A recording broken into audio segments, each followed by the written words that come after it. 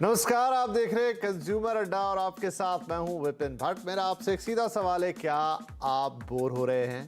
तो ये शो देख लीजिए। जी हाँ, आज हम बात करेंगे काम से बोर, और उसके लिए है एक फॉर्मूला 4। फॉर्मूला तो बाद में, लेकिन पहले बात बोरियत की। आप देखिए, बोरियत इन जनरल तो हम सब कहते रहते हैं दिन में 10 बार कि यार बहुत बोर हो रहे हैं, बड़ा बोरिंग लग रहा है, मज़ा नहीं आ रहा, ये वो तमाम चीज़ें। लेकिन इसको थोड़ा नैरो डाउन करते हैं। बोरियत अगर काम से होने लग जाए तो फिर दिक्कत है भाई। क्या आप जानते हैं कि एक सर्वे है, 83% लोग नौकरी काम से बोर होने के साथ छोड़ते हैं, और ये दुनिया में नौकरी छोड़ने का तीसरा सबसे बड़ा कारण है। तो बोर होकर अगर जॉब छोड़नी पड़ जाए, काम में मज़ा ना आए, उसके खैर बहुत सारे आफ्टर इफेक्ट्स होते हैं। अगर आप बोर होने लग गए अपने काम से, तो फिर ये भी है कि आपकी तरक्की का जो रास्ता है ना, या तरक्की की जो रफ्तार है, वो भी तो धीमी हो जाएगी। फिर वो परफॉर्मेंस ही नहीं आएगा, तो फिर बोरियत हावी होगी, आप अच्छे से परफॉर्म नहीं करेंगे, तो भाई इंक्रीमेंट कैसे होंगे, आगे कैसे बढ़ेंगे, तमाम चीज़ें हैं। तो चलिए आज इस बोरियत के बोरिंग टॉपिक को थोड़ा एक्साइटिंग बनाते हैं। इसी पे बात होगी। हमारे साथ कुछ खास मेहमान जुड़ रहे हैं।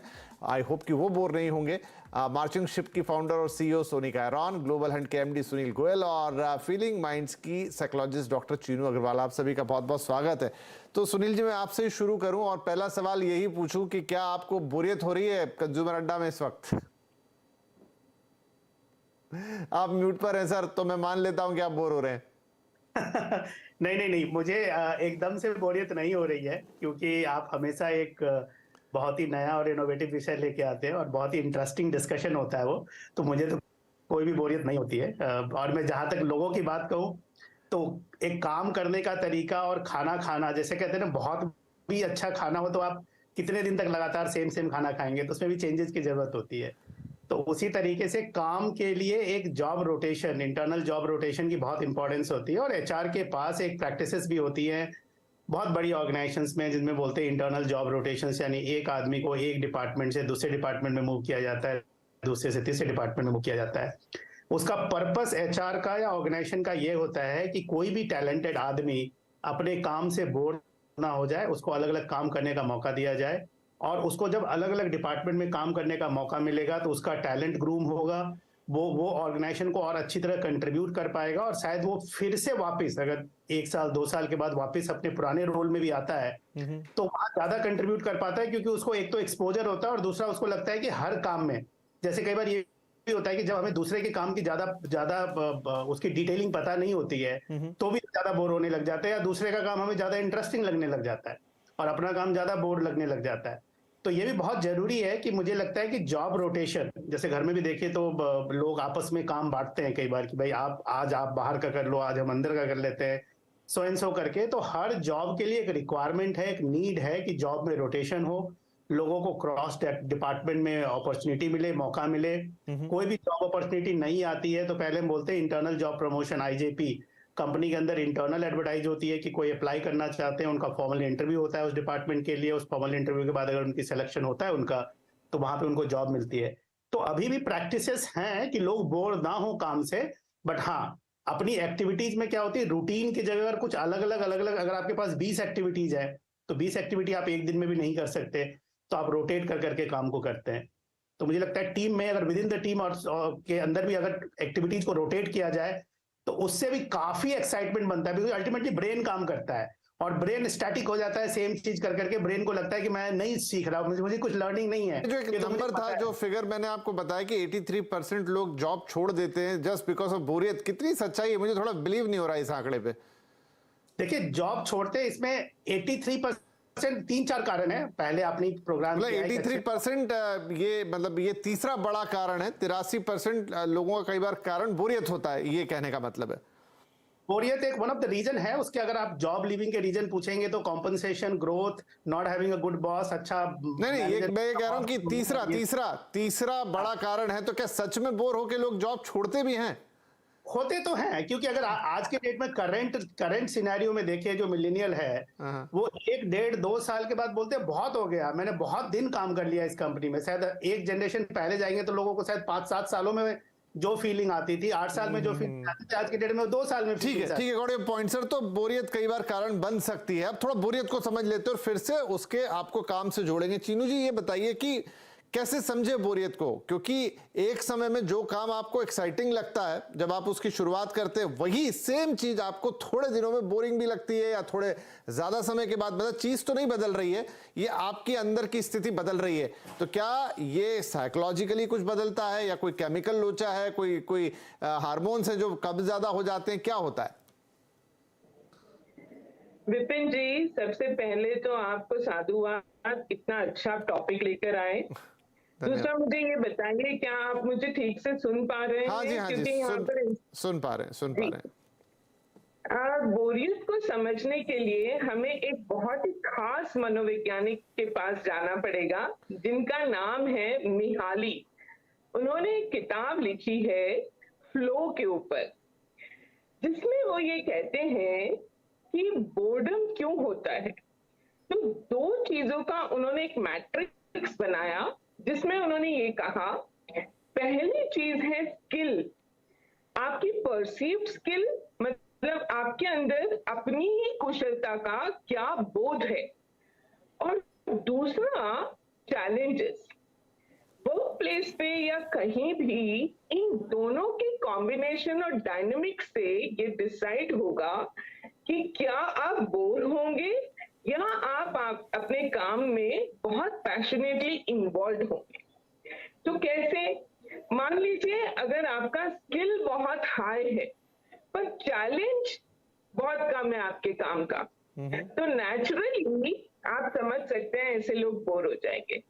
दूसरा, चैलेंज भी कम है और स्किल का लेवल भी कम है, स्किल रिक्वायर्ड ही नहीं है उस काम के लिए, एक मैकेनिकल डेटा एंट्री जैसा काम है, तो उसमें भी लोग बोर हो जाएंगे।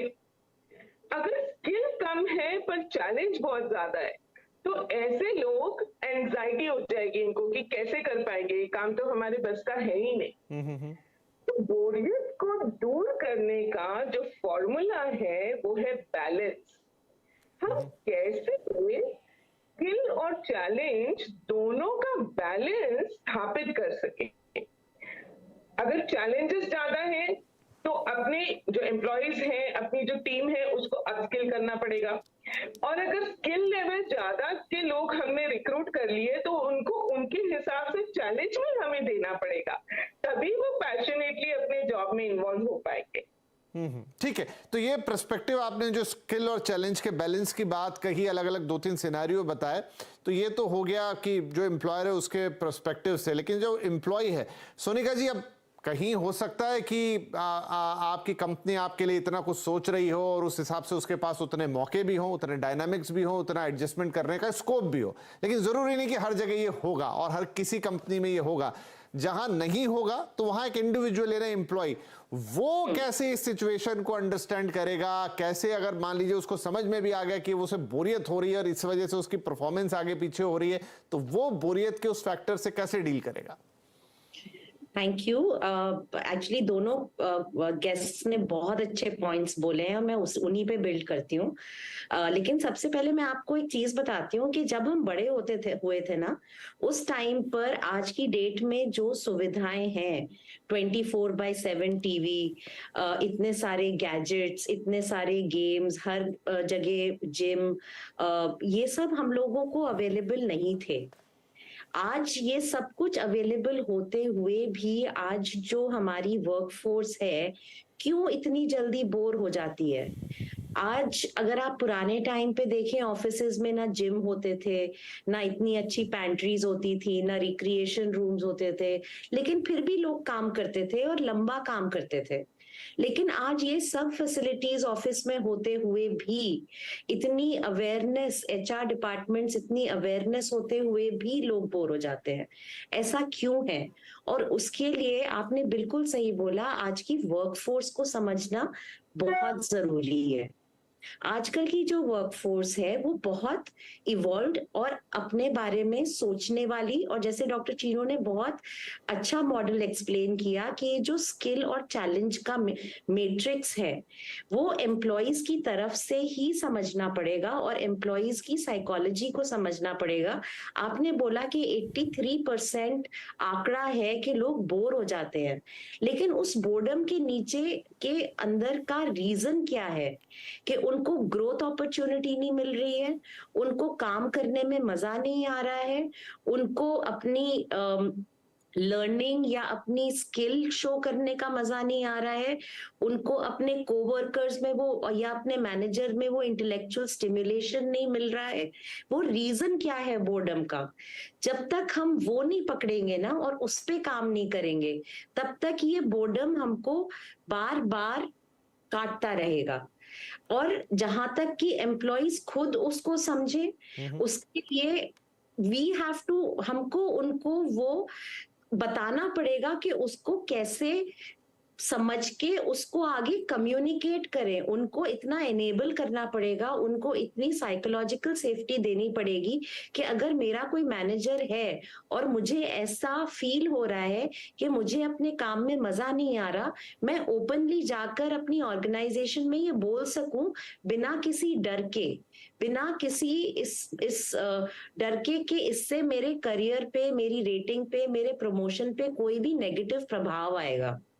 तो जब तक कि ये सब चीजें नहीं होंगी, हम इस दौर को देखते रहेंगे। चलिए ठीक है, ये एक अच्छा एनालिसिस है कि और ये मुझे लग रहा है कि शायद एक म्यूचुअल सी सिचुएशन है जहां पर दोनों, मतलब नियोक्ता और जो जिसे एम्प्लॉय और एम्प्लॉयर, उन दोनों की बातें अगर हम इसको सिर्फ रिस्ट्रिक्ट रखें अपने जॉब तक, तो सुनील गोयल साहब फिर कैसे इस पर आगे बढ़ा जाए? क्योंकि जैसा मैंने कहा, मैं अभी भी उस सवाल को थोड़ा और गहरा लेकर जाऊंगा कि बहुत बार अब ये है कि कंपनी से क्या होता है, मेरे बॉस मेरा कितना सुने या पूरा जो मैनेजमेंट वो कितना सुने, लेकिन आपके हाथ में एटलीस्ट आपके तो कंट्रोल होते हैं एक हद तक। तो आप अपने उस बोर्डम को, चलिए हो सकता है कि जो चीज चाहिए वो मिलते मिलते अभी 6 महीने और लगेंगे या 8 महीने और लगेंगे, क्योंकि एक पूरी ऑर्गेनाइजेशन है, लेकिन तब तक आप अपने आप को कैसे मोटिवेट करेंगे?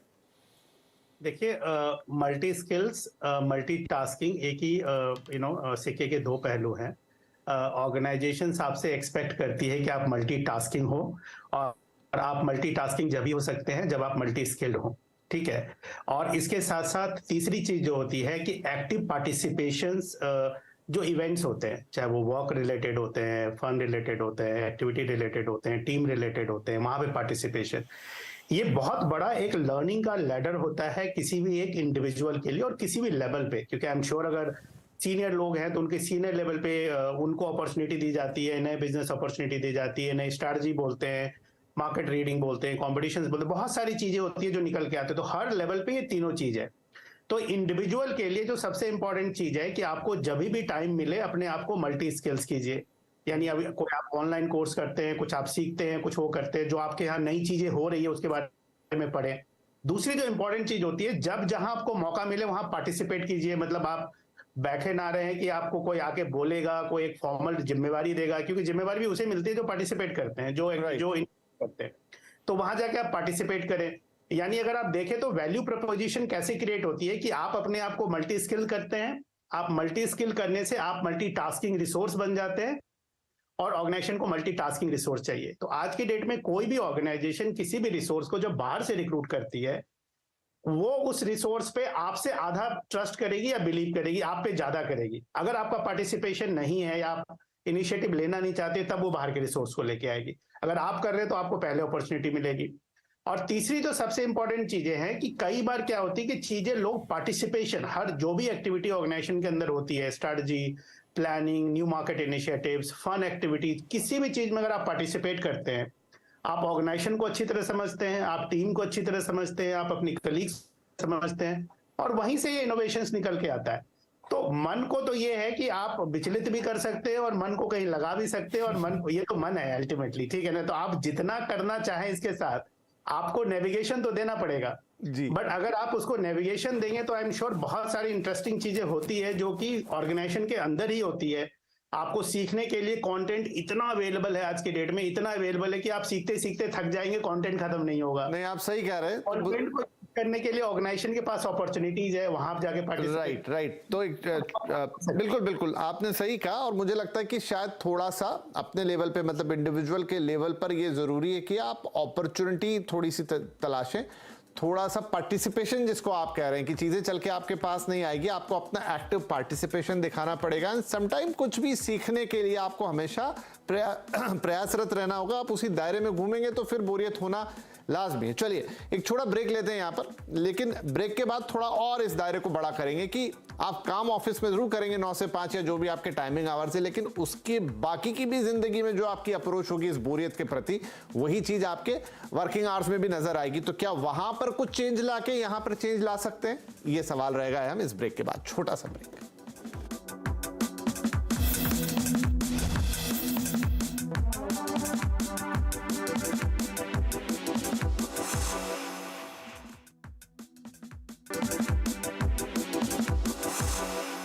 Welcome back. काम से बोर अपनाओ फॉर्मूला 4। बातचीत हुई उस फॉर्मूले के बारे में भी कि क्या क्या चीजें आप कर सकते हो, आपके ऑर्गेनाइजेशन से आपके लिए क्या होगा और आप चीजें खुद क्या करोगे ताकि आपको अपने काम में, अपने वर्क प्लेस पर बोरियत ना हो। फटाफट कुछ और चीजों को समझ लेते हैं।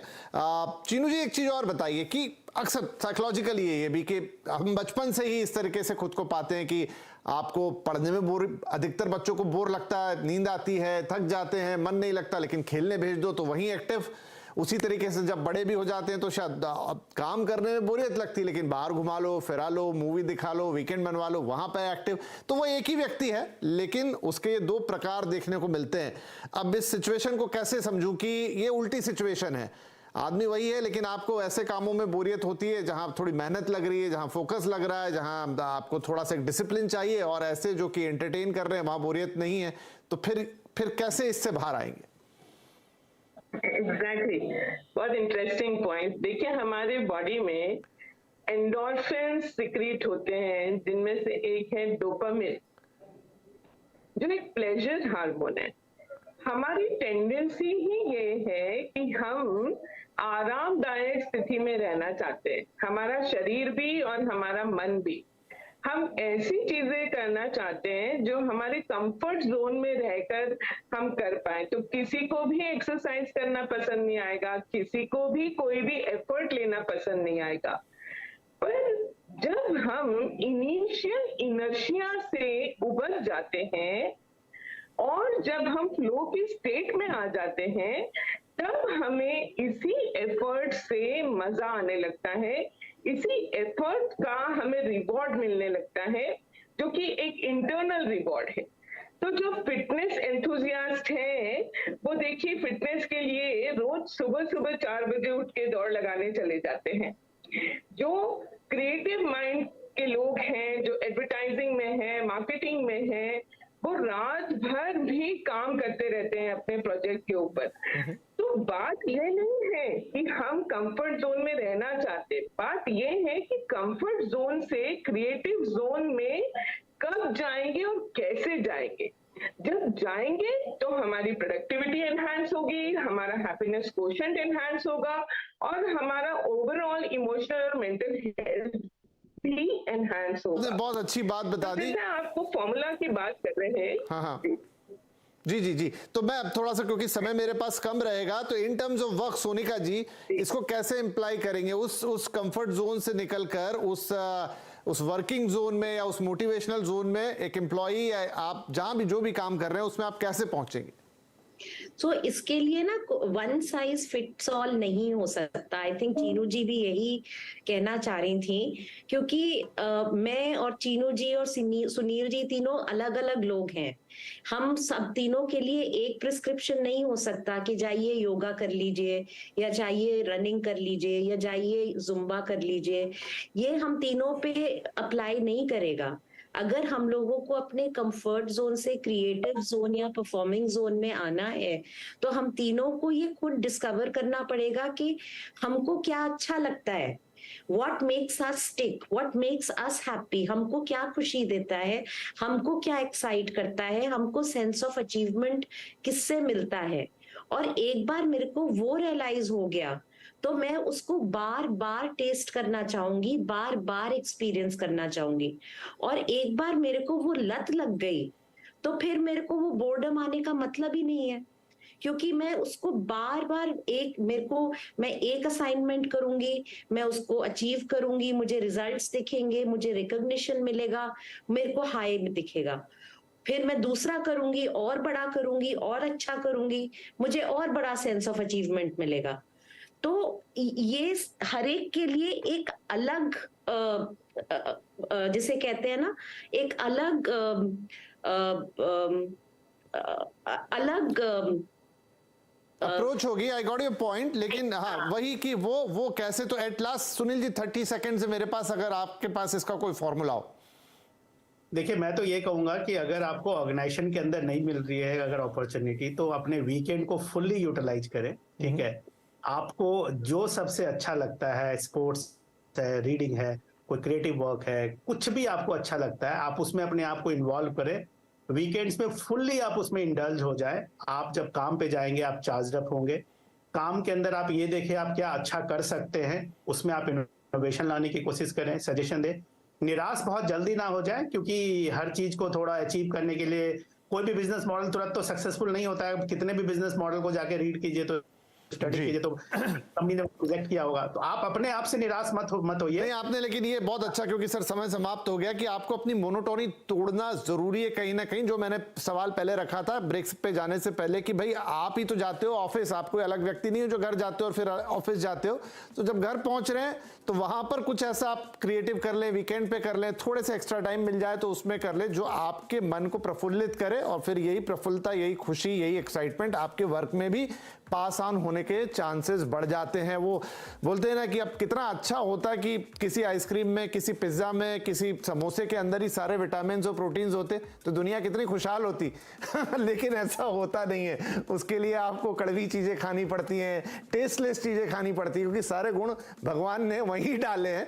तो वो तो है जी, थोड़ी मेहनत करनी पड़ेगी, थोड़े थ्रेशोल्ड्स को आप तोड़ना पड़ेगा, निराश होना नहीं, जैसा वो बोल रहे हैं। एट वर्क प्लेस आपको एक्साइटमेंट थोड़ी सी ढूंढनी होगी, पार्टिसिपेशन बढ़ाना होगा, शायद वही पार्टिसिपेशन आपको थोड़े नए मौके दे दे, और वहीं से आपका बोर्डम जो है वो दूर होता हुआ नजर आए। बहुत शुक्रिया आप तीनों ही मेहमानों को, बड़ी दिलचस्प बातें हुई। आई होप कि न मेहमान न दर्शक कोई भी बोर हुआ होगा। Thank you.